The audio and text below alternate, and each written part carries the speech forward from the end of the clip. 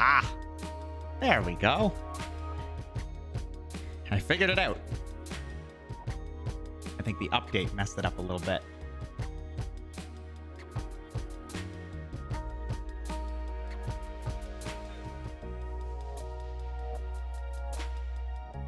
There we go.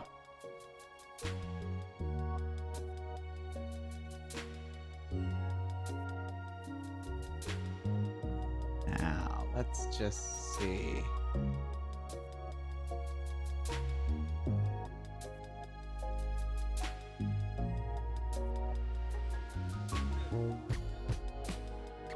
How do I see on YouTube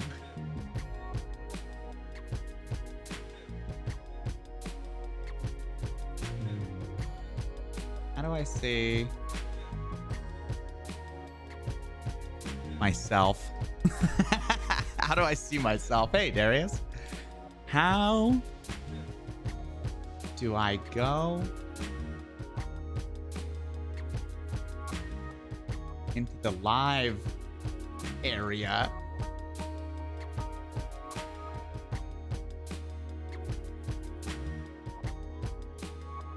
Oh.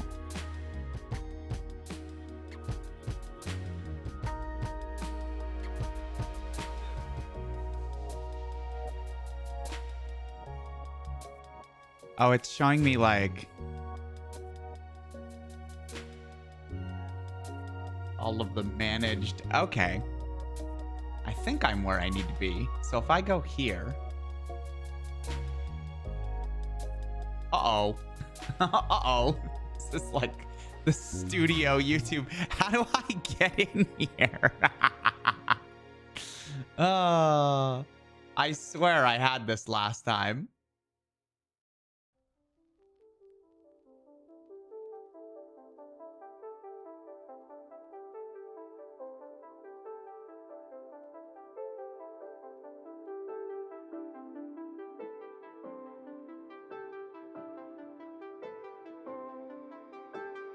Oh, here we go. You're gonna help me with this, Darius. You are the best. Okay, studio.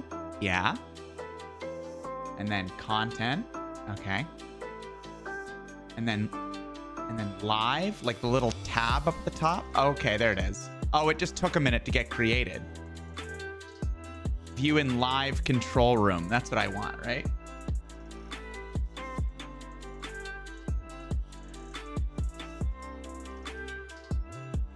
Interesting.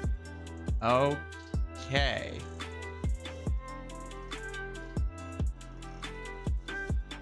You're gonna have to show me the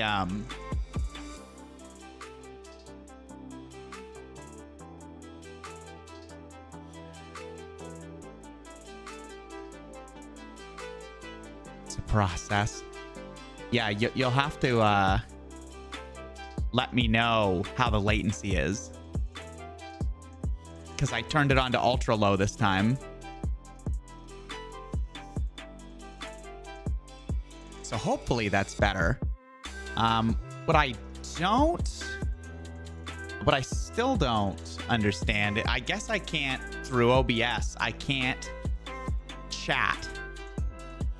I guess I have to do it through this studio, like this control center, huh? I can't just chat from OBS, it looks like. Not that I can see anyway. There's no chat button. Looks fine. I'm responding faster. Oh, good.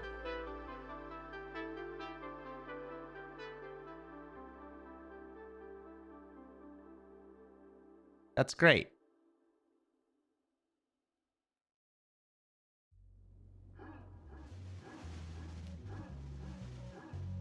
I think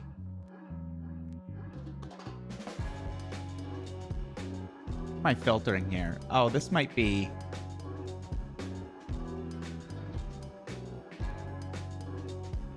I don't think that's YouTube. Let me see this.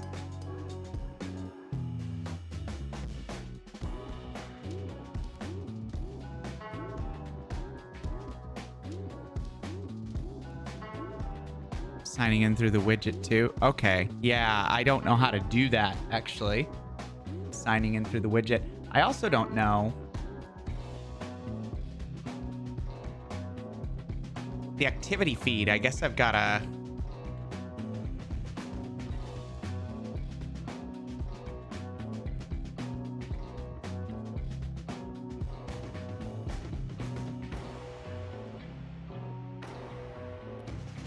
I'm just logging in through Stream Elements to do this, like the subscriber thing here, and we'll see if the feed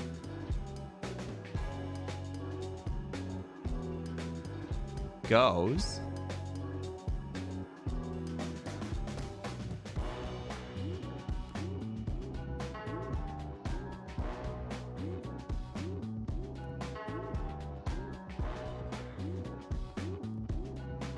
Yeah, I've got the activity feed here, but I don't know that necessarily this that this is going to show the currently active stuff. We got custom browser docs.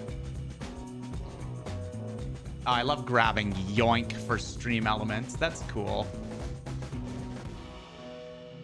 Okay, let's do that.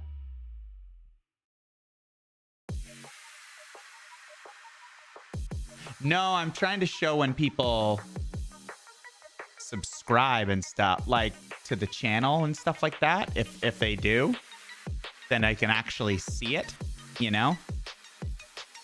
And because I use Twitch sometimes, it seems locked into the Twitch one.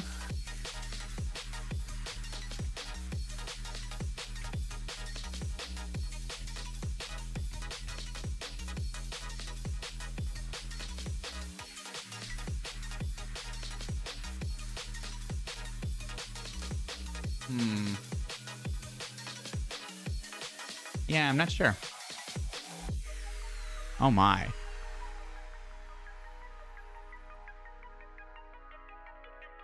That's okay. I'll take a couple minutes and see if I can... I guess I couldn't have figured this out until I was live, huh? Also, how do I give people... Can I give people like a link to watch this? How do I do that? Oh, share? Oh, video link.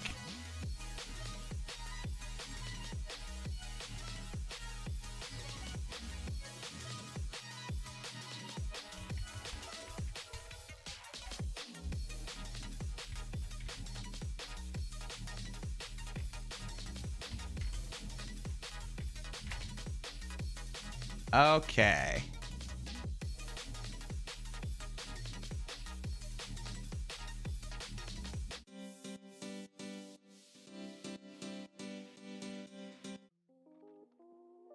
Go like that. I will share it on all the platforms just as soon as I figure out how to get my notifications working.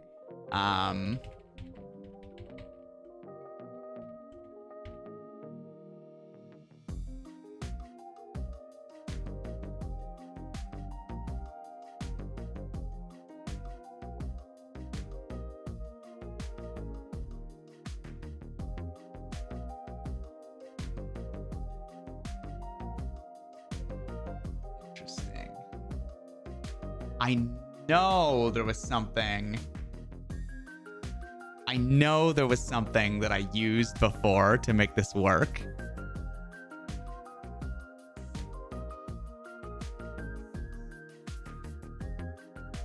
I suppose it doesn't matter too terribly much. I just really wanted it to work.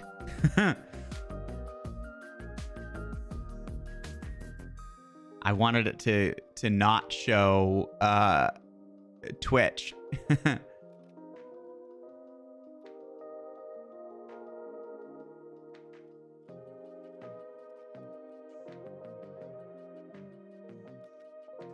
Okay. Let's put the little chat in there. We'll put the feed there. Hello. Hello, feed. And I'll put the stats. I'll try to put the stats. Unless it hates me and it doesn't want the stats there. That's rude.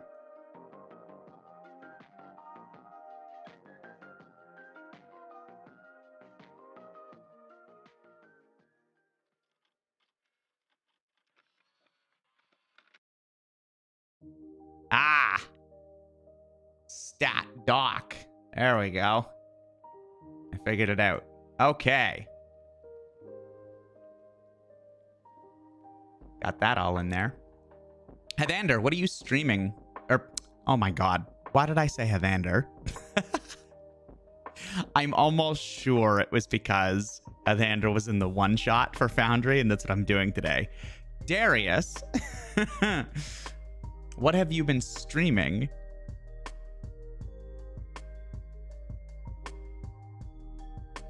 Darius is like, oh, all right, I see how it is.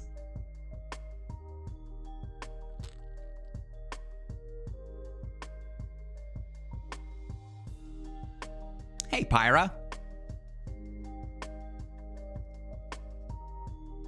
But yeah, Darius, you switched from Twitch, or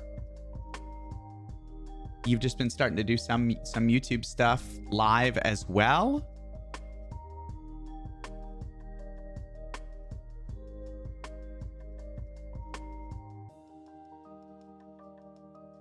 Oh, you're doing game stuff. Okay, I gotcha.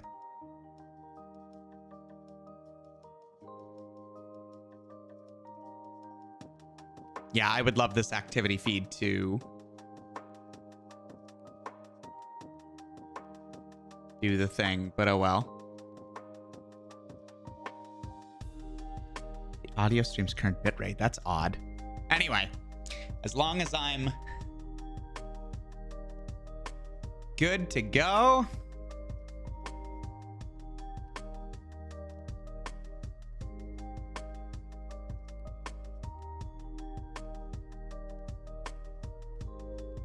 Your audience is on YouTube anyway? Okay. I see.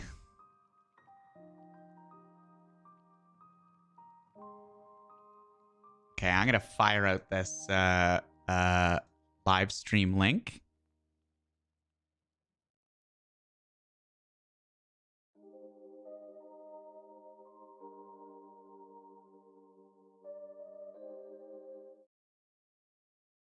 Go like this. Oh, hey, I can use one of the sounds from Epidemic, because this channel's on here. I can give it one of these. How loud is this gonna be? Hopefully not too terribly loud.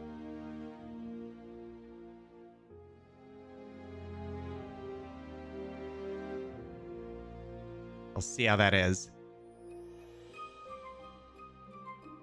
Oh, it's less intensive, is it? Okay.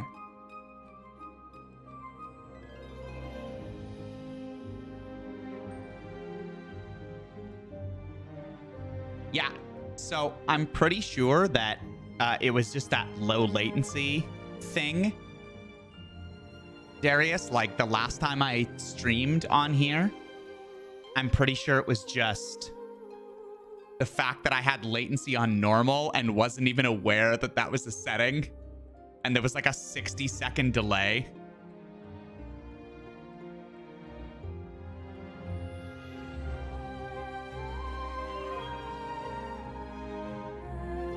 All right. Well,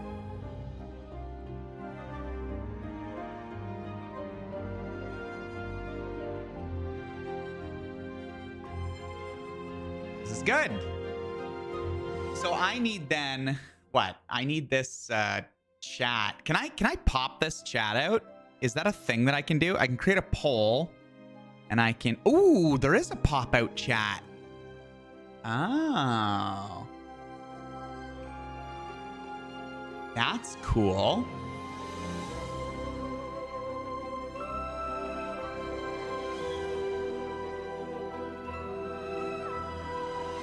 So if I do this, right? And then I do this. Oops. YouTube live chat, and then I hit this button. Ooh, this is nice. Oh, and then I have the little say something thing. Oh, that's so cool. Wait, create a channel to join the chat. I am the channel. Hey, Mittens. Create a channel to join the... I don't want to create a channel. Oh, no. Oh, no, that's not working. Can I just use... Uh-oh.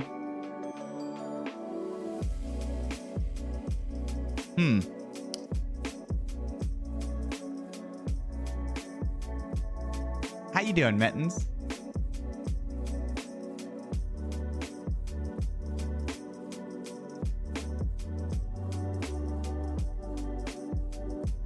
Interesting. Okay, I'm learning. I'm learning this. It is...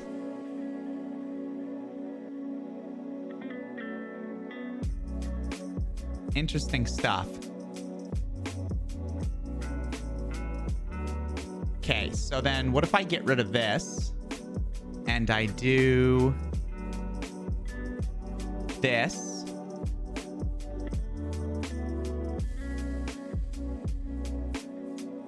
And then I take this and I pop it out and I put it over here.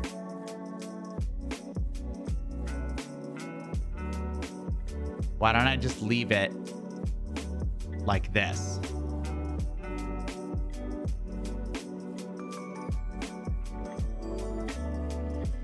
Okay, excellent. This looks good.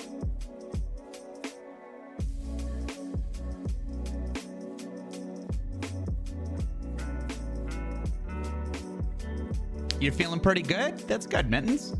Having a good weekend, I guess?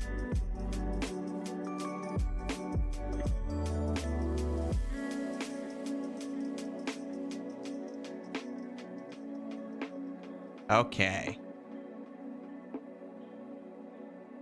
I'll put down this music here. And I'm going to get into the stuff.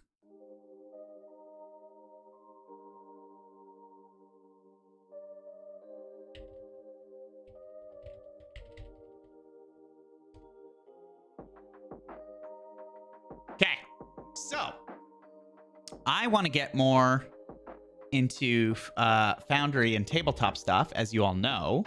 So I am going to refamiliarize myself with the program and get it all up and going again.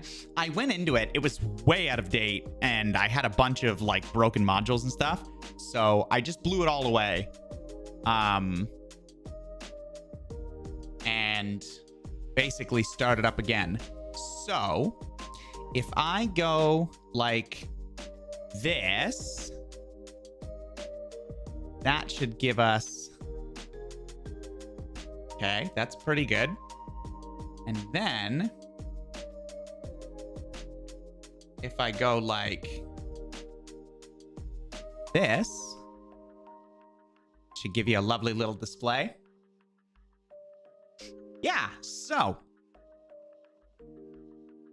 like I said, if I go into Foundry, I have just reinstalled it. So if you don't have Foundry, it's like $50, one-time purchase. You own it forever. And then you create a login on their website, and it links in. You'll create a login when you buy the program, and then they give you a key, a code. And then you'll download it, install it like any normal program. You'll go and you'll go and launch it, and you'll be met with a screen. Well, you'll be met with a screen that says, enter the key that you purchased. Enter the key, and then you'll be met with a screen like this. So, Foundry runs on world systems and modules. So the the game system is what you're using to play, right? Whether that's Dungeons and Dragons or Pathfinder or Delta Green or any number of programs. The really, really big, I would say like unique and amazing thing about Foundry is the community and how much they've gotten into just everything.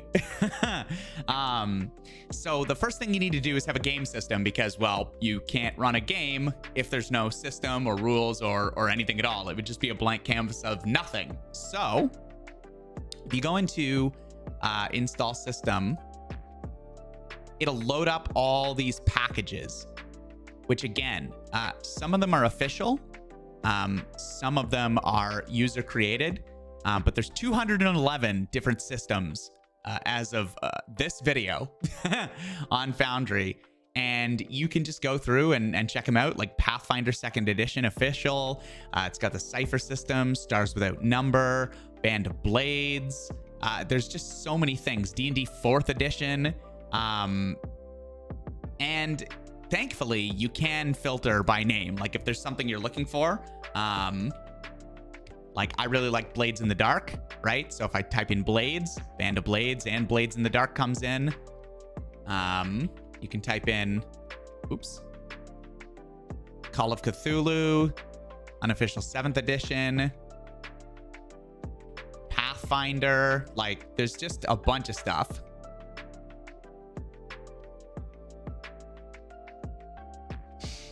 Yeah, the games, it all basically works on plugins. You're right. So you can get all of this, like all these systems that you have listed. But even, I think when I first started with Foundry, Blades in the Dark wasn't part of the like list here. But if you're on like Foundry Discords, or if you're just in certain like TTRPG groups, people will put out stuff like even unofficially and like not linked into the list, right? So you can also enter in a manifest URL. So when I first found Blades in the Dark and it wasn't part of the list for Foundry where you could just like one-click install it, I was part of the Discord and someone's like, oh yeah, I'm working on a Blades in the Dark system for Foundry. Here is the URL. So you take the URL, you paste it in, and then you hit install, and it'll just go grab it from wherever they have it hosted. So it's really powerful like that. Hey, pal.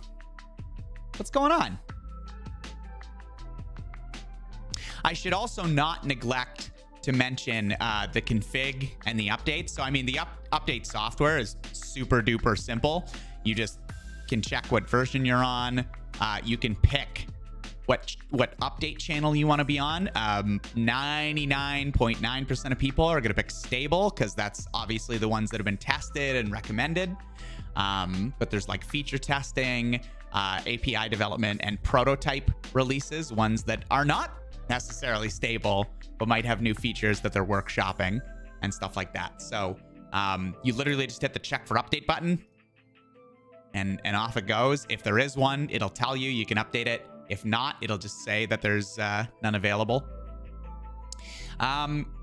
Also, the configuration. So there's a few different things in this menu.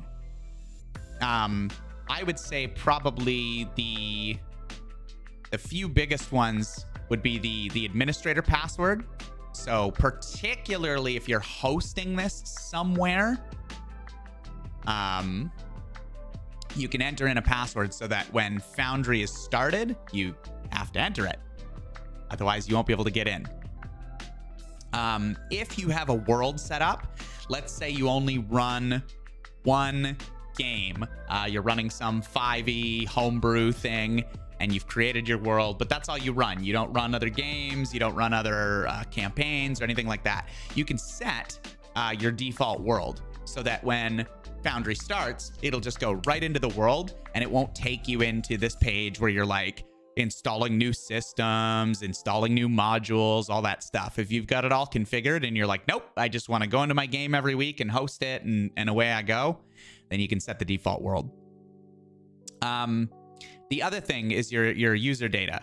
right? So this is the location where all of your worlds, systems, and modules are all installed. So when you start putting in game systems and add-ons and worlds and everything like that, it needs to go somewhere. By default, it's in this app data spot. I'm actually going to change it because I've created an area. So I'm actually going to put it in with roleplay stuff and Foundry. So I'm going to take this spot and I'm going to toss it into there. Oh, I didn't start Foundry. Oh, okay, yeah. When I modify this, when I put this in, it's got to shut down and restart the server. So I mean, that's not a big deal. Yes. I don't know if it'll automatically restart or if I have to do it. It doesn't seem like it's automatically restarting. So now I go into Foundry.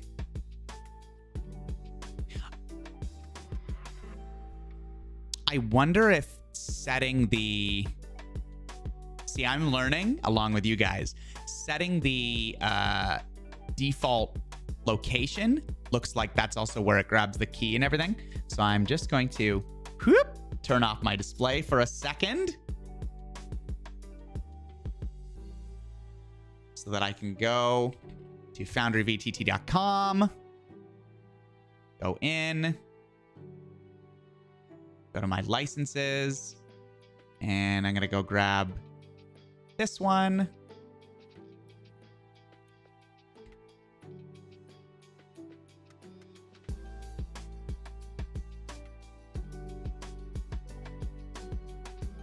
Okay.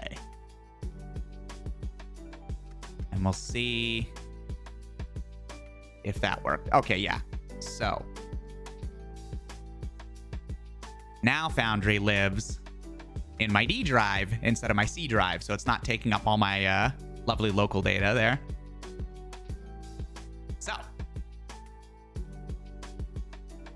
yeah, I'd say those are the three big settings.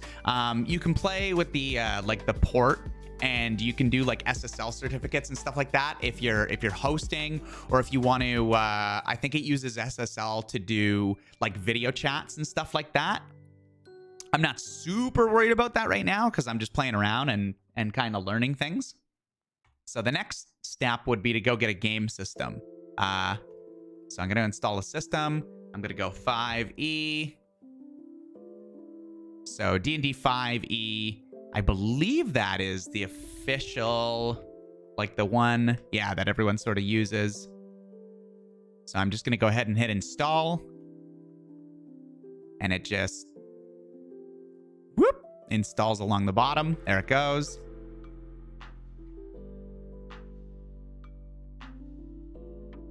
There we go. Was installed successfully. So once you have a system in place, you can update it, uninstall it. You can see what version that it's on.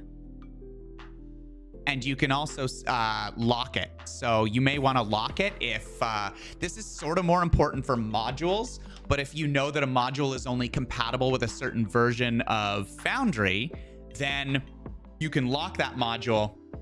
Because every time you update the module, things in it gets wiped, like it gets overwritten by the new module version, right? So you might just want to say, no, this module conflicts if I update it. It's a little bit like managing like Skyrim and like Nexus mods and stuff like that. Yes, that's a good point, Darius. Everything in the system is going to be like SRD stuff, right? So anything from the system reference document, it's not going to have all several hundred pages of the player's handbook because, well, legalities. So if you want to homebrew stuff, import things like that, then obviously you'll have to set that up. So we've got the game system in. A big thing on Foundry is the modules. Modules are like little plugins, little mods that allow you to do just about absolutely anything you could ever want to do. If you're wondering, oh, I wonder if they have a module. Probably. if you go into install modules, there's 1,586 in this list. They do have a bunch of filters. So if you're looking for audio stuff, if you're looking for combat stuff, if you're looking for content packs, if you're looking for patches, actors and items, all that stuff, there's so many. And again, you can go looking, right? So if I want something with dice, I just type in dice. There's a dice tray module. There's tags, right? Where you can tag tables and stuff like that. There's dice tooltips, right? Where it'll show dice and bonus information when hovering over an ability, item, spell, skill, short rest. And it'll even tell you with a little tag if it works for that system that you've installed, right? So this tooltip is specifically for 5e stuff. So it's really cool. I would probably advise, I mean, it is, you can look up lists. There are lists of, good quality of life modules. You can put in a few of those if you'd like. You can go absolutely insane and just start installing things that look cool to you. I would probably say maybe grab a couple ones that you feel are essential. I wouldn't go absolutely overboard right from the beginning. It's nice to use it base, encounter things that you're like, I wish it did this, and then look for a module that accomplishes that, right? So you kind of cut down on, like, if you're just like, I'm going to install 84 mods first thing, right? Might have conflicts, might not work exactly right, and you don't really know what Foundry does base at that point, right? Like, you're just hacking it all together, and then you don't know what the actual functionalities are. Another thing about that config file we made, that user data path, right? If I go into it, I'm gonna go into it. So in those files, there's gonna be data, right? And within that data, there's modules, systems, and worlds. Now, again, modules is where all the modules live. You probably don't want to touch that unless you're an author of a module and you know what you're doing. Similarly for systems, that's where all your installed system stuff lives. So mostly you won't touch that. Worlds, once you create a world, this will store some of your files. You can touch that, or you can have sort of a more general folder that everything lives in, right? So I've actually pulled up, that's not it. Okay, so I've actually pulled up this media optimization guide, right? And they recommend having certain structures that you can organize for different assets. So for me, you could put it in. Oh, I also looked up the different data folders just to see what other people were doing. Every time a module or game system is updated, its folders wipe completely. So you probably want to stay out of modules and systems, as I mentioned.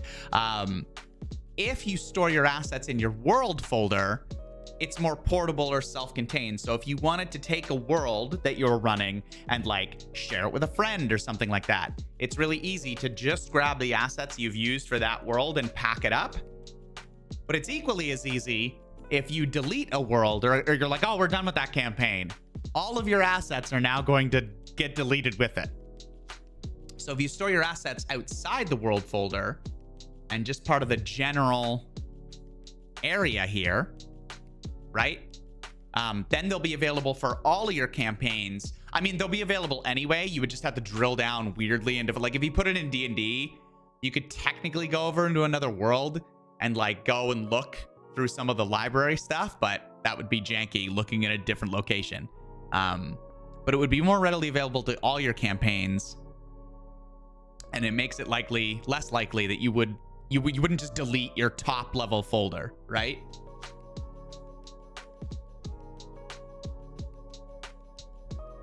So for me, I would honestly just create something like that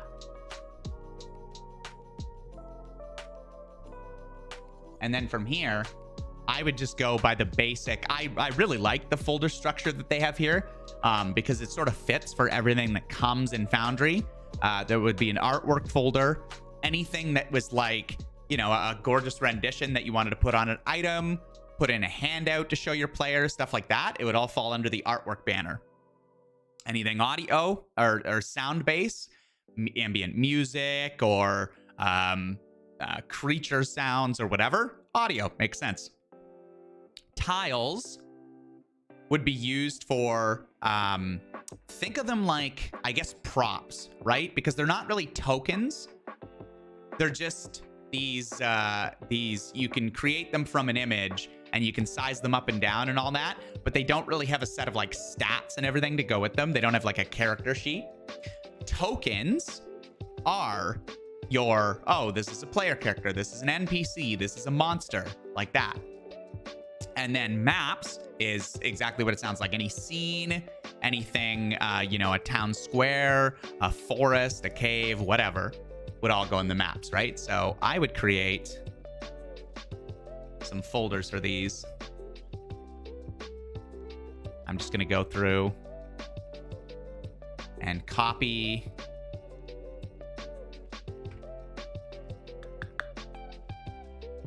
what they've got as a recommended thing. There we go. Now, I don't know if it updates in real time, actually. Like, if I go back into Foundry, I'm not sure if when I get into the game world, if it'll go. But anyway, let's create a world.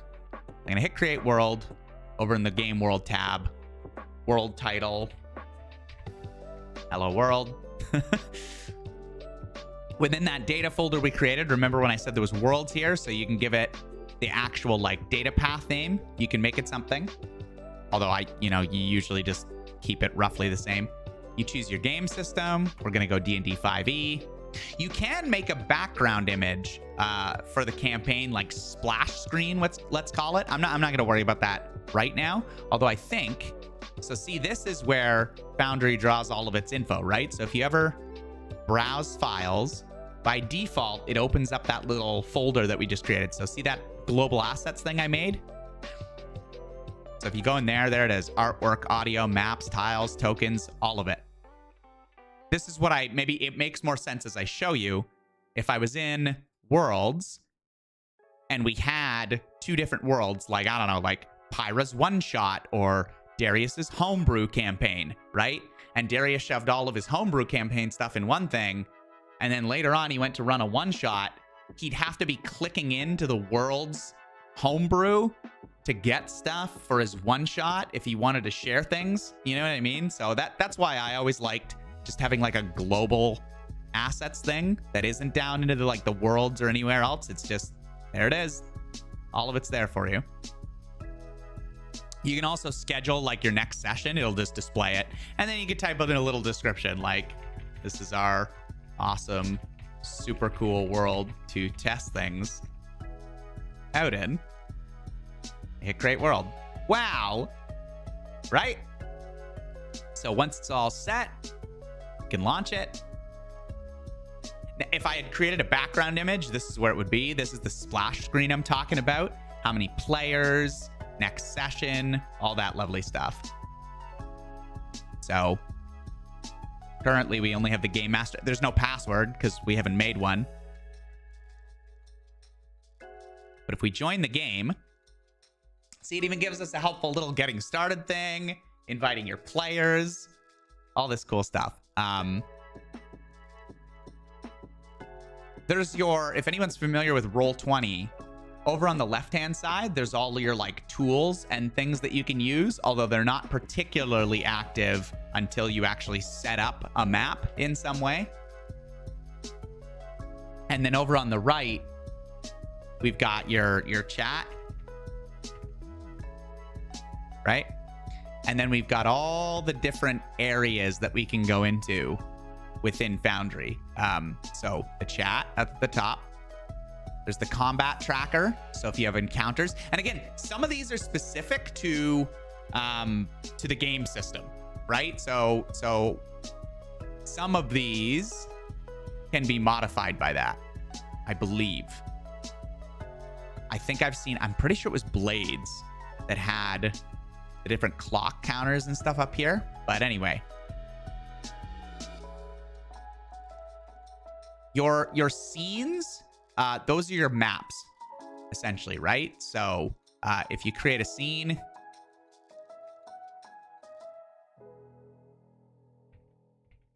whoops, town square, right? Then you get a bunch of options for your map. Who has permission to see it up at the top here, right? So your players can see your different maps, and you might want to have like a map that's the player hideout, and then another map that's like the town that they can go into, like maybe the town square, right? That they can go into and do like certain shop trips and stuff like that. Not really hidden things, you know? So you would give permission to all players to show it in the navigation, right? You can also give what the actual scene is and what the navigation name is a different thing. So if you wanted your players to see something,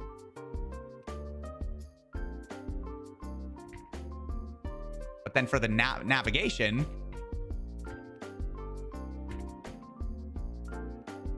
right? So you can do this, and you save the changes, and although your players see it as the happy cave of safety, it really is the ambush cave of doom. So that's something you can do, which is pretty neat. Back to configuring it. And this is where you'd set your background image for the map. And then you can align it to the grid, everything like that, right? So I don't know that I have a ton. Let me see if I might have something that I can use here.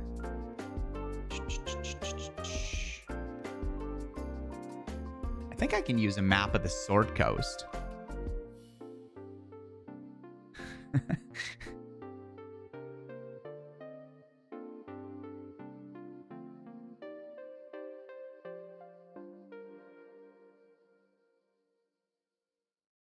If I go in here,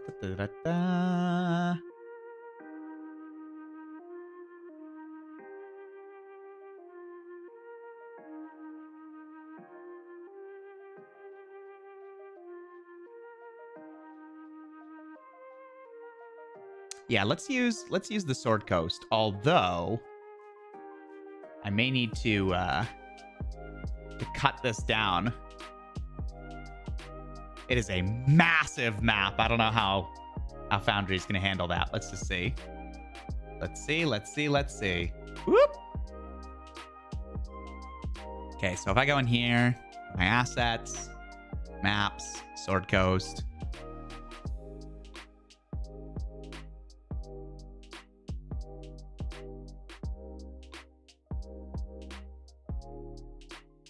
Oh my.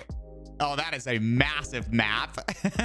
But yeah, we got the Sword Coast, right? Baldur's Gate, Waterdeep, Neverwinter. Dang.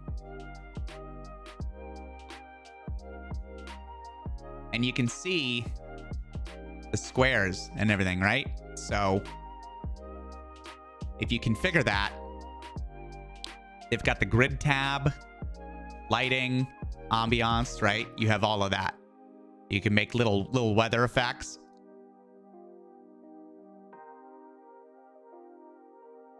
Now it's raining, which I guess on this map you don't see like overly much because of how bright it is and everything like that.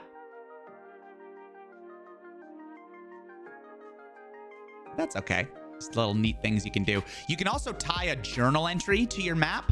So if you wanted to give yourself like GM notes about the map, or if you wanted to do even player stuff, like a handout for the players, right? If you had like a city overview map or something like that, right? Or like a certain like a shop that they went into often, you can then create a little journal entry for the shop and then link it into the map. But yeah, here you can change the grid, right? Like you can make it gridless, hexagonal, how big the grid is. So you can pretty much always make this work. It doesn't really matter where you get the map from, like as long as you know the dimensions and everything like that. You can kind of configure the grid, how big you need. You can offset the image, everything you need to make sure that the grid actually makes sense. Oh, and you can change pretty much all aspects of it too, like the scale of things. Obviously 5e, so like default is 5 feet square. But you can change like the opacity, like I was talking about. Like if you wanted it really, really prominent and noticeable, you can change the grid color. We could make that pink if we wanted to. Oh man, look at us go. There it is. Oh, that looks terrible. But you can do whatever you want.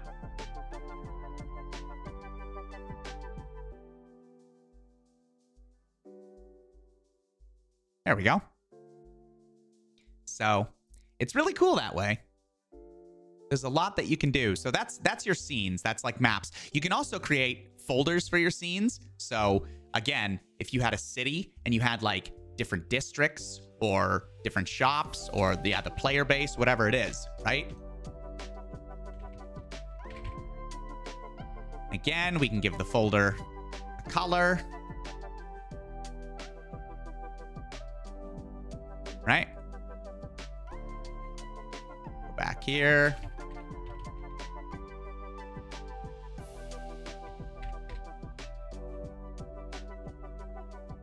And then we can drag up, whoop, into the folder, right? So it's really nifty that way. It's a really powerful little thing. Actors are your tokens, right? So if we wanted to have tokens on the map, do I have tokens? I might have something from my actual games.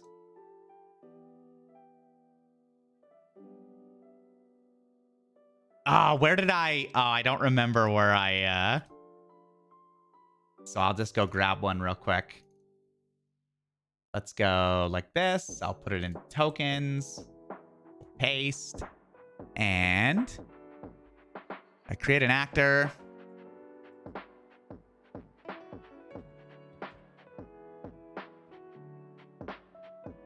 Again, this type stuff is typically determined by the rules that you're using, whether that's Blades, 5e, Pathfinder, whatever, right? So player character. Same thing for the sheet. This is based on the 5e stuff. And you've got your normal token, right? So all of your stuff and everything that you could modify, that kind of thing. But up here, there's something called the prototype token. And the prototype token is basically like what everything else is based on, right? So that's like, yeah, literally the prototype. It's like the blueprint for your tokens and how they would be, right? So if I go go into appearance and I make the image here. Where are we here? Go up into my tokens. Whoop. And I do that.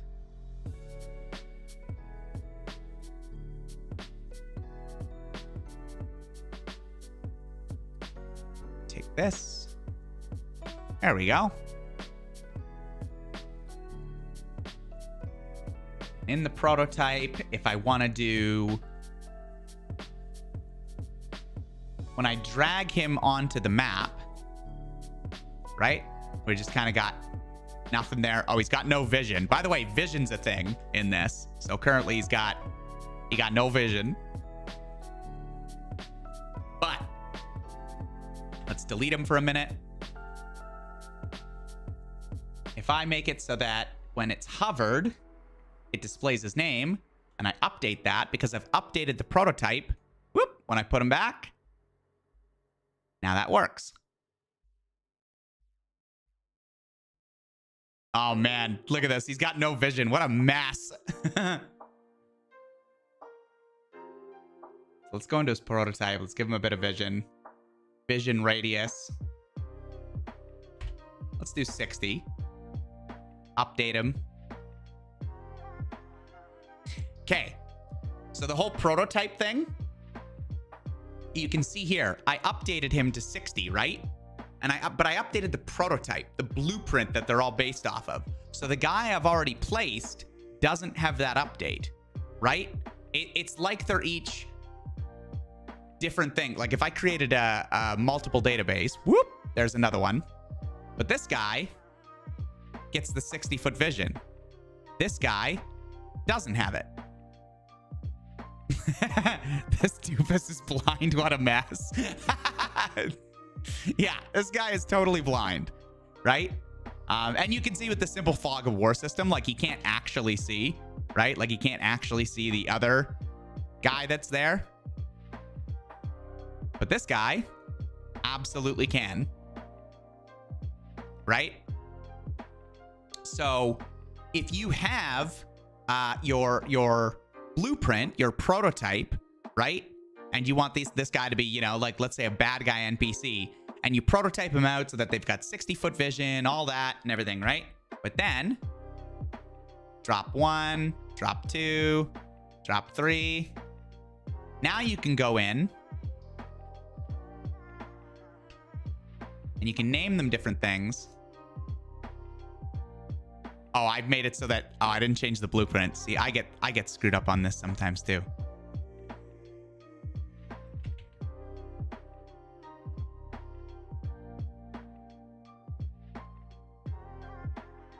How do we?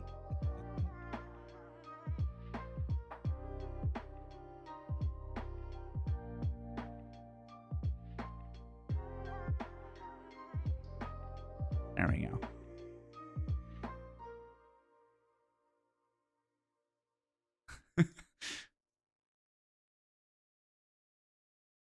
I think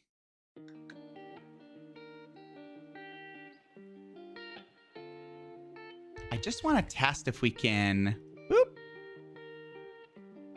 Okay, yeah. So if we go into the token for these guys independently, right? Like if we double click on this, and then we go into his token, and then we upgrade him to, you know, guard 3.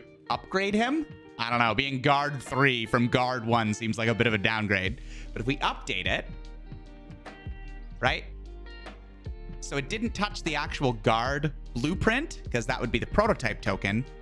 But if we go into the individual guard and we go into his token, we can change whatever we want, right? So we can make this hostile. We can make his name Steve the Guard, right? Maybe Steve's got like, I don't know, better vision than anyone else. So he's got like 120, right? And we update that.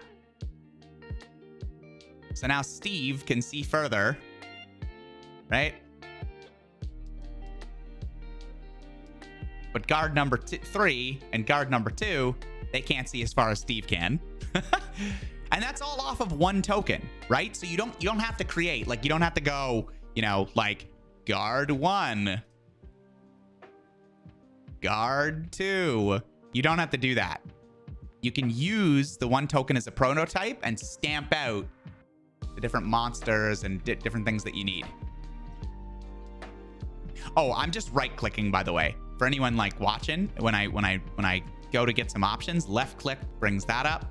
Right click brings up these options. Delete. Yes, Squinty Steve.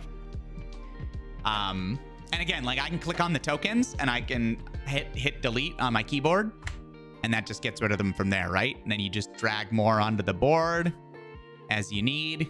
And it always goes back to using that default. See, we don't have Steve anymore because he only ever existed as part of that regular token, right? Hey, Woo! Oh, Forest of Worms. Yeah, sorry, Woo. Here, I'll go up here for you, Woo. You don't have to worry. Go up near water deep. And some dead men. That's all you have to worry about now. But yeah, that's a little bit of the different like actor stuff. You can also, for example, like right click. If I configure permissions, I can assign who owns this token, right? So if somebody created a PC, or if I created someone and I wanted them to be able to view the character sheet, like maybe it's an NPC companion or something like that, then I can give all players observer. Or if I had more players, like if I had configured more user accounts, there would be the specific people. So I'll get to that though. So that's the actors.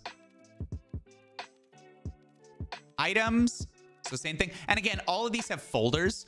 So it's just like the scenes where you can create a folder, like literally a folder, and you know, player characters, right? So you can keep it all really nice and organized, right? And then NPCs.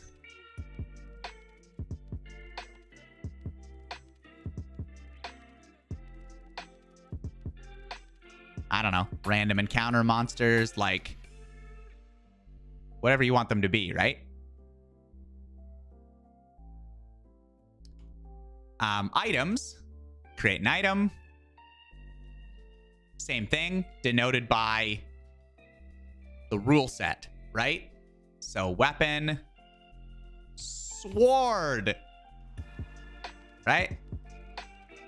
And then from here, we can change things, the weight, the price, the details, what it does, the property, right?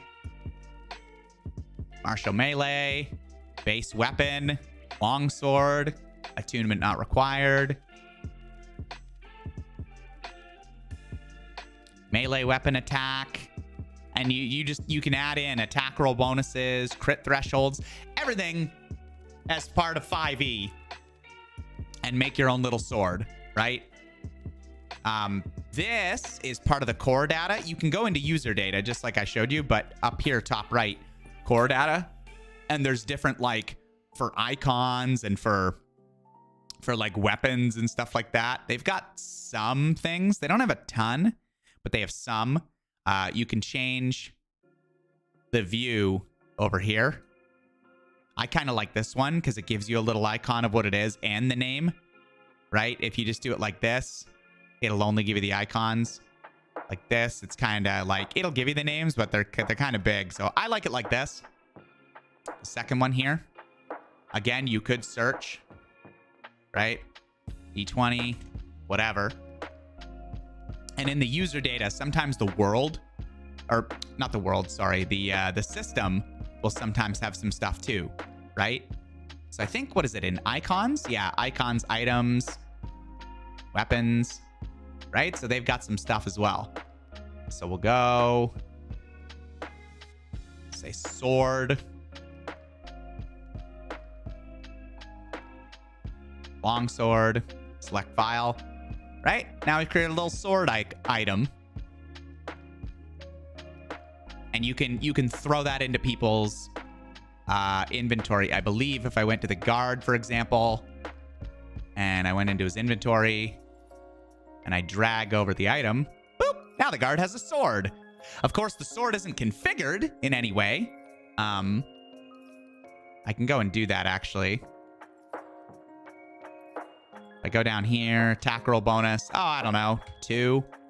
Ability modifier, strength. Damage formula. Where's slashing? Damage formula, I don't know if you do D8 or if you do 1d8. I'm not quite sure. I'm gonna go with D8. I don't remember this. So I'm gonna go like this, right? I'll just go like that. But then if you see how you can click the little roll there, boop. So you got the sword, attack. Is there any situational bonuses? What's the roll? Public, private, to your GM with advantage, disadvantage, whatever. So if I go normal, oh hell yeah. Oh, I'm the master at rolling. So rolled a d20, got a 20. and then +2, right? Because we added that, like, remember that random bonus I added to the item? I don't know. Maybe it's like a keen sword or whatever, right? Sharpened sword. I don't know. Something that gives it a +2 bonus. If you click on damage, so yeah, D8 plus your strength bonus. I don't know if I go normal. Oh, that did work. Okay, I remembered. It is 1D8, so it's the D8 when you put it in. So rolled a 5. This guard has no strength bonus. If they did, it probably would have added it, right? So I don't know if it updates on the fly. So if I hit damage, I click in there. No, I don't think it updated on the fly. Let's see. Okay.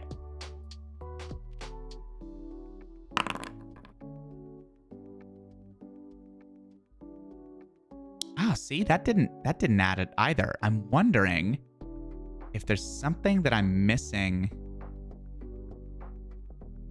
Oh, it's adding to the attack roll. Oh, the damage.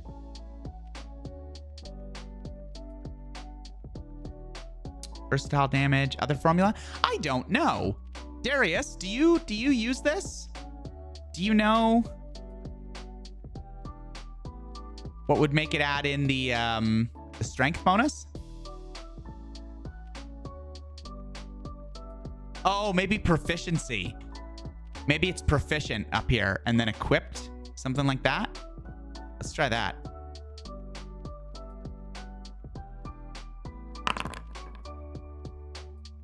No, still didn't. I wonder. I'm gonna have to look that up. I wonder why it doesn't give me the bonus. What we can do, actually, I can also show, if we go into compendium. Where's compendium? Okay, so these are the compendium packs. And this is like, think of them like bags in a closet that exist outside of your world. And they can be pulled out of the closet and used. And in fact, they're really important because they're a really efficient way of, okay, if you had in a homebrew world, right?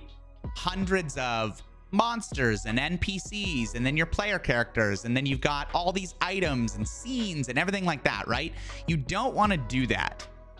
You don't want to go and create like a bear monster that lives in your world, right? Because then your players, when they come into your game, they have to load all of the monsters, all of the NPCs, all of the everything. Whereas the compendium, because it's in your closet, they don't have to load all of these things, right? So you just kind of want to like pull them out as you're using them. So we can go into, where is it? Monsters for the SRD, right? We can go to actors, monsters. Yeah, sewer rat number 261. Exactly. So that we can go, right? And we can just say, bandit. Right? And we've pulled it out of the closet. So all of these creatures here are not loaded. They're not taxing your system or your player system. When you pull them over here, now they're loaded, right? So once they're done encountering the scary crocodile in the high moor, right? Once they're done fighting them, and see how they all come sort of pre-done up because they're in the compendium, right? The SRD. Somebody's already taken the time as part of the system to put in all the stats, to put in all the features, bite, hold breath, everything, right? The crocodile attacks with its bite. If successful, the target is grappled, right? And it just works. Now I could probably figure out how the bloody damage goes. So strength of +2. So if I go in, I modify these details, right? Oh my goodness. Look at all this stuff. Look at all this stuff.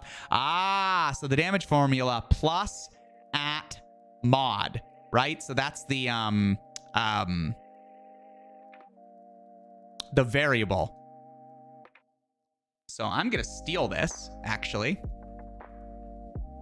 And once they're done, like I said, encountering the crocodile, you can then just get rid of it. Then it's not loading into your game every time, right? So guard, we'll go back to his inventory. Oh, also, another good... Remember how I said, so we renamed this sharpened sword, but the base blueprint, the regular sword we made, stays the same, right? So only this guard has the sharpened sword. So we'll go in here. I'll steal the damage formula from the crocodile. The +@ mod just means that it'll use whatever ability modifier we did, right? So strength. Now, when I go back and I do the sharpened sword, normal attack, it uses the modifier. Great. Damage. Now it's 1d8 +2. Of course, because +2 is our strength mod. Aha! We figured it out together here. That is a massive crocodile. That's a Godzilla invading the lands. Yes, it absolutely was. Because it's... Hold on. Where's my map? Hold on. Hold on here. Let's do this. Yeah, Pyra.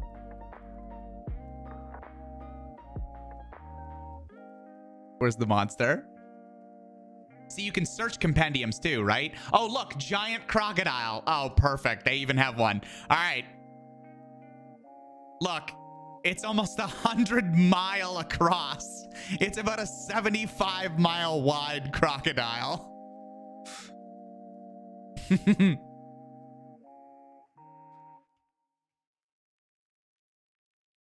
But yeah, just keep in mind, if it's not in a compendium, if it exists as, you know, a scene here, as an actor, as an item, it will load every time. Your players will have to load it.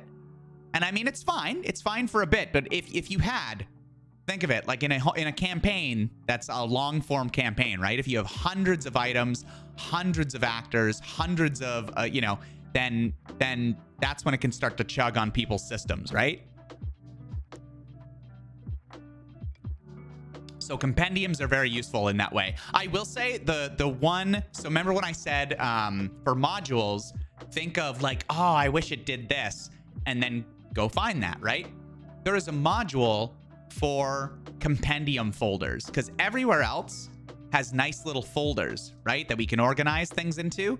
But with compendiums base, really the only folder that exists are what the compendium actually is, right? So, you know, the different classes, the monsters, those are within their own folders, but they don't really get nicely stacked into folders like that. So I'll show you that module in a minute. We'll download it as a module. Continuing on, actually pausing for a moment. Oh, thank you. Wow, my package has arrived. Oh, you just threw it? Throw it on my foot, I guess. How's it going? It's going good. What? Say hi to everyone on YouTube. Hi, everyone on YouTube. Where you? Oh, I can't see. No, you can't see it. Here. There, down below. Hi, Oh. YouTube. Hi, Mom. Yeah. Yeah. So. Yeah.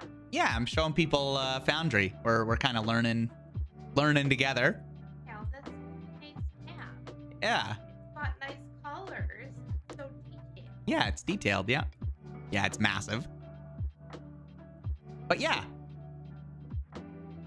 So now we're on to journals, and journals are like handouts, basically sheets. Like if you were physically sitting at the table and you had little handout sheets that you give your players, you can do that, right? So you know, if we just said like you can make sheets, pictures of things, you can make them maps, you can make them items, whatever you want, right? As handouts, you know? So let's see, do I have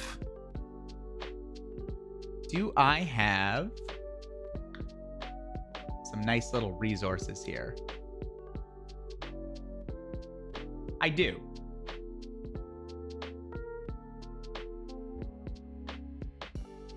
right? So I'm just gonna randomly grab a thing. I'm gonna grab two things actually. I'll show you guys the handout feature. So if I go in here, I'm putting the stuff in my assets folder that we created under the artwork, right?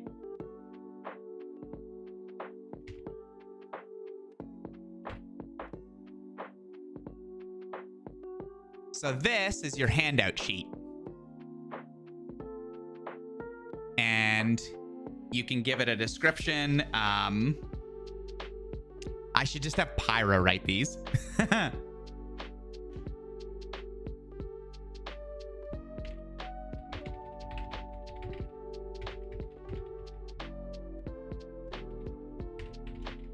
And keep it really simple there, right? Oh, also, you can totally manipulate this text in several ways, right? So you can make these headings, bold them, like whatever.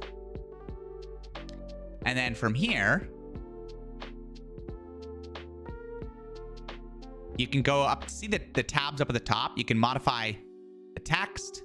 That's how I got to this. This is the first thing that comes up and then you save it. Or if you go into image, you can also go and set an image. So I'm going to go back. I'm going to go all the way top. I'm going to go assets. I'm going to go artwork. I'm going to go like this. Right? So this is the artwork I've chosen. This is the text, right? And then once you have something like that. Oh, thanks. Take it easy, Pyra. Thanks for hanging out with us. Once you have something like that, you can click show players. Now, it just says show the image content to all players, right? If this was a real game and there was someone on the other end, it would pop up on their screen, right? So if you wanted to do a pop-up for a trap and show them that image, if they've stepped into a town or a city for the first time, you can show them an image of what they see, right?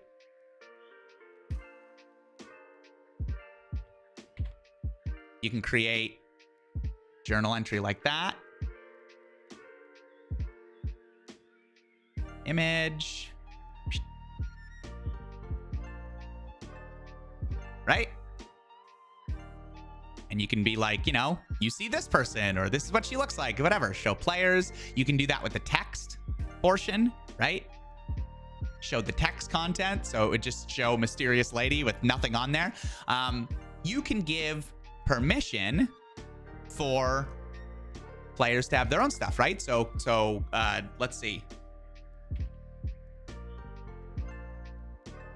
Whoops. Shared loot, right? You could do that.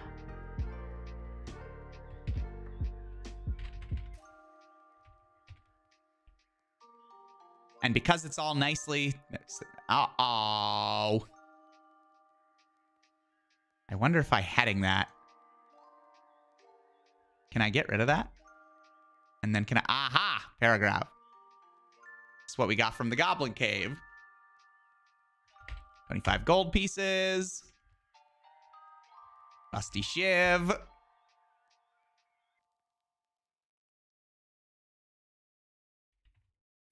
Four musty loincloths, right? And then you can right click that, configure permissions, and again, we can make all the people playing the game the owners of this file, so they wouldn't be able to see the Angel file unless we specifically showed them, right? They just wouldn't.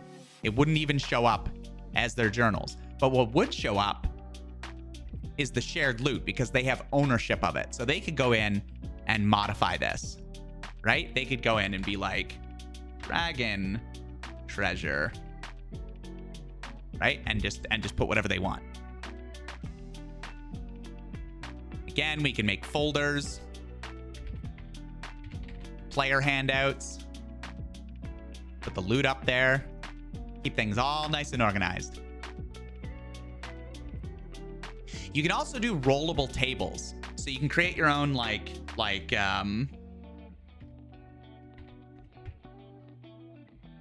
right? You create like random formulas and stuff like that. So it'd be like, I don't know, pen of might, because, you know, it's mightier than the sword. And then you could have sword of feeble hands. And then I think you would just roll on it. I think if we put 1d4...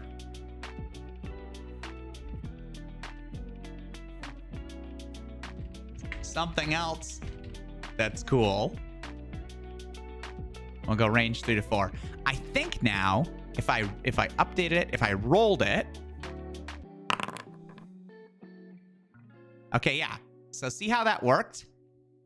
You roll a 1d4, and on a 1, it would be the pen of might. On a 2, it would be the sword. On a 3 or a 4, it would be something else that's cool. And when you roll, it just, boop, randomizes through. I rolled a 1, so we got the pen of might. So you can create your own rollable tables for NPCs, for magic items, for curses, for random encounters, anything that you want.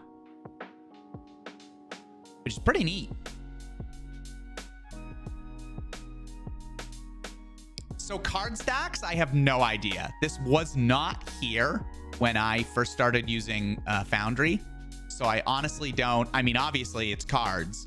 I just don't know how it works. Poker. Oh, okay. So there's like, oh, you can shuffle the cards. You can deal them out. Oh, I see. Well, that's interesting.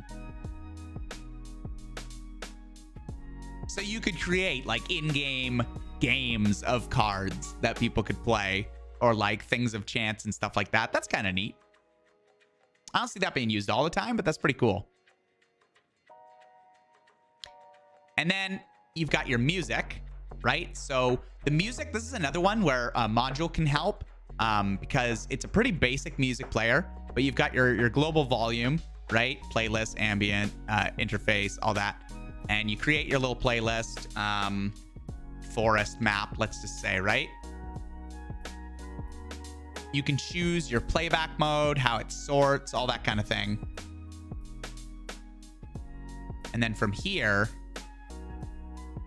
you add sounds into it, right? So you go get your audio. I don't have any audio, so I can't really...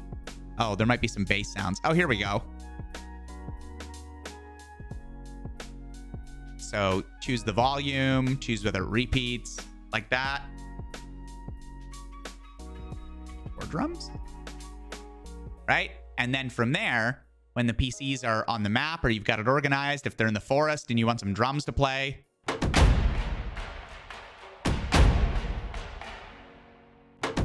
my God, that's loud. So you can turn that down. But yeah. And it'll just play it to the players. And you can layer it. You can layer it up. You can have like a background sound and like some foreground. I don't know if there's like a battle or something and you want to have like the cool background music, but then like swords clashing or whatever. You can do that. You could just continue to add sounds, right? And then the compendium, which I've already showed, they're just like little collections of things that I'll link in and out. And then your settings. So these would take a long time to go through, but there's so many settings. Some of them are core to Foundry. How the text scrolls, whether if a token speaks, if it should pan the camera over and show that, the font size, everything. And then there's your system settings specific to whatever system you're playing. So for 5e, you can do gritty realism as a rest variant, sanity abilities, whether gold has weight or not, all those kinds of options. And then there's settings specific to your modules. So if you click on this one and you've got a bunch of modules running, you'll see a bunch of settings in there as well. You can configure your controls. You can view all the controls that Foundry has to offer in here, all the different key bindings. Again, you can search. I love the cot court control. Your modules, if you had modules here, you can deactivate them all, like if you're troubleshooting or something's broken, and then slowly reactivate them. Your world, that would just edit it. User management is where we go to do what I mentioned, right? So player 2. So Woo, if Woo was playing, you could give Woo a password. Woo123. And is Woo a player, trusted, assistant GM, game master, whatever, right? So player. So now we actually have Woo. So if I had the NPC guard and I wanted Woo to be able to own the guard token and to be able to see everything the guard could do, then I could save and do that. Just give me a nice hackable password. I believe you can change your password yourself, Woo. You can go into your own thing, like once it's created, and go like that. But yeah, so that's the basics. That's all the different areas and sort of like what they do. Of course, there's a lot of things to learn. Like with the token, I think like if you, hold control, yeah, and scroll wheel, it'll rotate the token, right?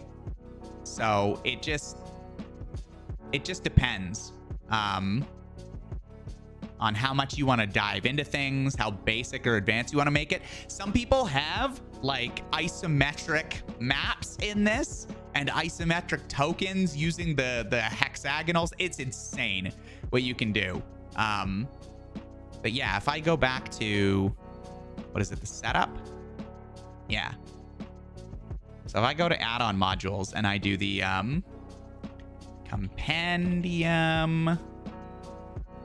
compendium folders, right? So I'm going to install that. I'll install, I don't know. I'll install Dice So Nice just to show you like a couple of modules, right?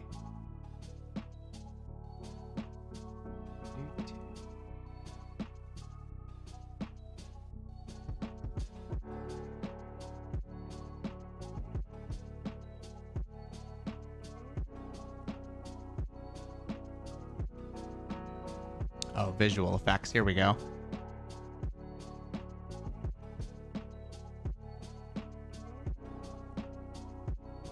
Was it FX? Yeah.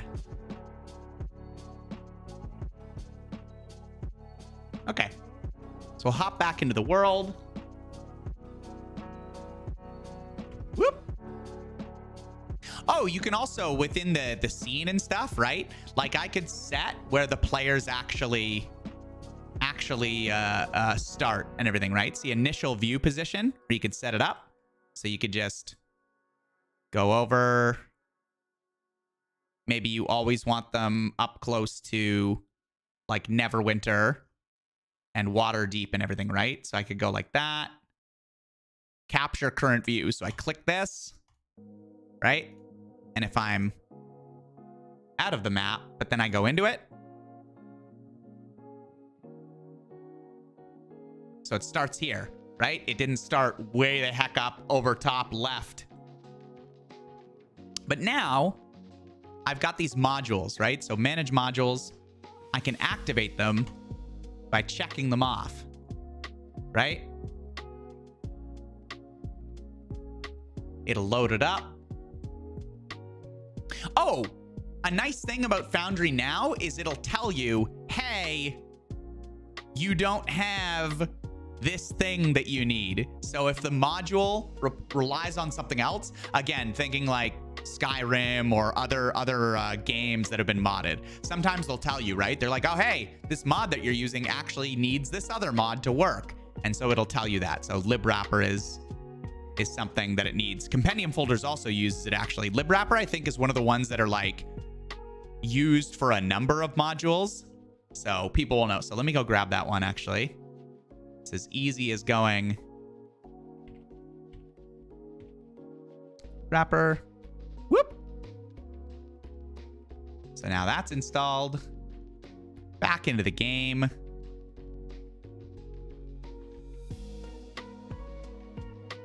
Back into our modules. Activate it. Save. There we go. So now these modules, if I go to my compendium, now we've got compendium folders, right? So remember before they were all just sort of open, messy like this, like all the way down the page.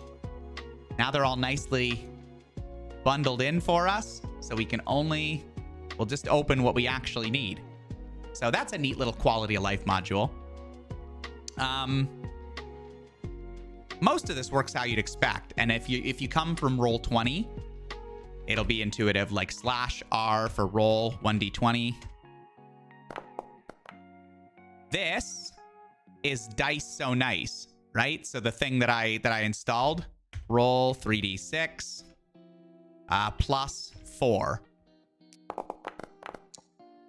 Wow, that is 222. Right, but see how that does? It rolled 3d6, which if we click on this, it sort of blows it out to show us what it is, right? So 2, 2, 2. So that's 6 plus 4, which was our modifier, gives us a grand total of 10 as a roll, right? So if you're playing D&D or any other system that relies on that kind of thing. Oh, you don't come from anything, Ruth. So like /R, right? Slash, meaning you're putting in a command. R, short form for roll. Space, and then whatever you want to roll, right? So you want to roll 2d8, right? Plus 1d4 plus 1d20, right? That'll roll everything. And it'll give you your total. And again, we can click on it and it'll show what we actually rolled and the totals and everything like that. So it's a really cool way. I think it also supports, like, for example, 46, I think K1 or K3 would be, oh my gosh, I should make a character. Did you see that? 3 6s. Wow. So here it is. So 46K3 is roll 4d6 and keep the 3 highest. Right? So it discarded the 4 because that was the lowest. So what we got was 18. Really good stats on a character.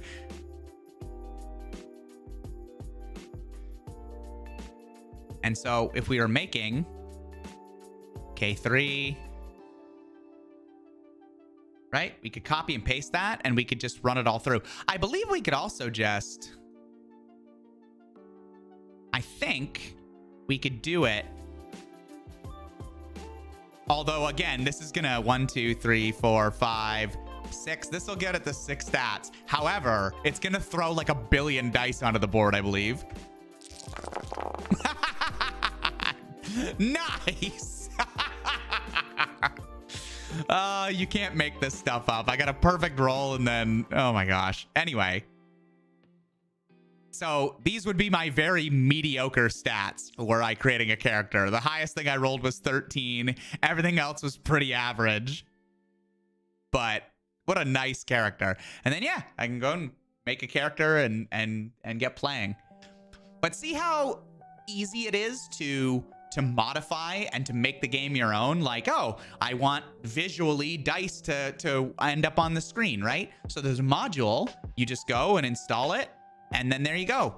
From that point on, anytime you roll, and if I go into the settings, right? So configure settings, module settings, here they all are that I was talking about. So the Dice So Nice, you can modify your dice. You can modify how they appear and everything, right?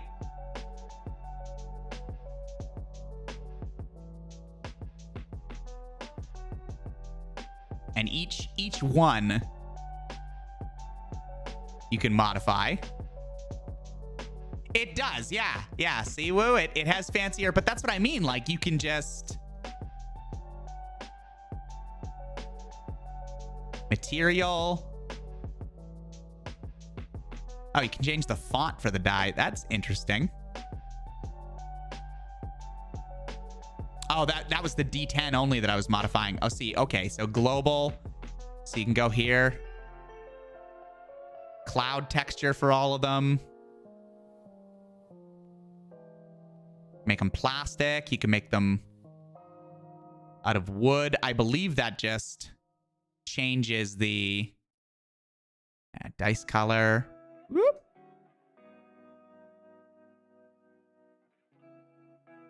You can make them like absolutely anything you want. You can change the rollable area so that it doesn't roll on the screen, right? You can make it so that they only roll down in the bottom left if you don't want them to fly all over the screen.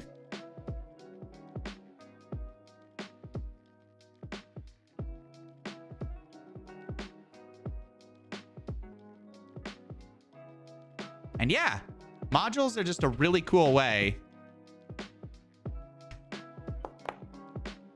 of making Foundry work how you want it to work. And that's it for now. I think I just wanted to, yeah, go in and like refamiliarize myself with how it all worked, how to like what each of the different options did, make sure I wasn't running into anything odd, or that, you know, kind of make myself familiar with some of the hotkeys and like how it all worked. Kind of explain for myself, and then if people were watching, just to show you all. Because I want to get into running stuff, and I know there are people like Woo, like you said, you know, you're not coming from anything, you haven't played yet. So just kind of familiarize you a little bit so it's not so intimidating when you get it, and like if you open it for the first time. Yeah, it makes it easier to hear, and like as we went through together, it was kind of like, oh, that didn't work how we thought, and we could kind of like figure it out ourselves and everything, right? This will kind of give you a bit of a jumping off point, so it's not just... You're right. When I look something up, reading it on the screen is one thing, but when you like do it out loud and you kind of like work through it, it kind of becomes more clear. So it was really fun running through this and just picking it back up again. And I mean, there's tons more that you can like dive into, right? Like there's just so much more to the actual tokens, like resources you can set, like their different attributes, how much light hits them. You know, you can make light, like you can literally go into a character, just little things, right? And you can be like, oh yeah, they're shedding, you know, 60 feet of, or 30, let's say 20.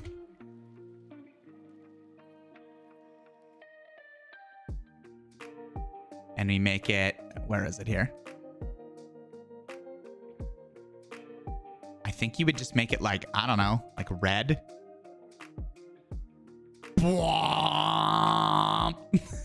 Right? So there's just different, there's so much that you can figure out about this program. And make the game how people want it. But I'll leave it here for now. Oh no, Rictus! This happened last time I streamed on YouTube. I like went in and I was like doing stuff and learning stuff and everything. And I did it like an hour and a half in.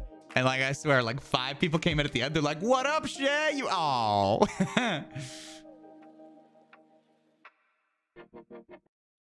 Yeah, we were just getting accustomed to Foundry again, Rictus, because I want to start running stuff. So I was just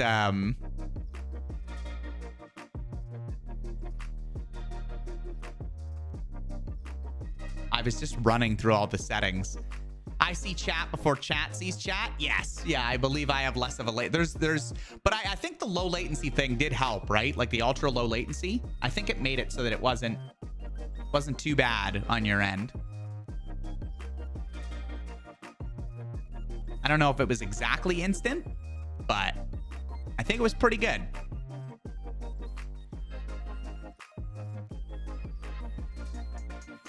So I'll call the stream there for today. Rictus, thank you for coming in anyway and checking it out. everyone who has sat with me. Thanks for hanging out as well. I'm gonna restore the chat down to there. And yeah. Hey, Leo. Take it easy, Woo. Thanks everyone for I did have a good time. Yeah. So I'm gonna be doing more of this stuff as I sort of like learn more of Foundry. You might see some videos and stuff like that that come out. And yeah. Look forward to learning more with y'all if folks are interested in running through it with me. Until next time. Take it easy, everyone. You will not be able to reconnect. Your stream will stop and you will no longer be... Oh,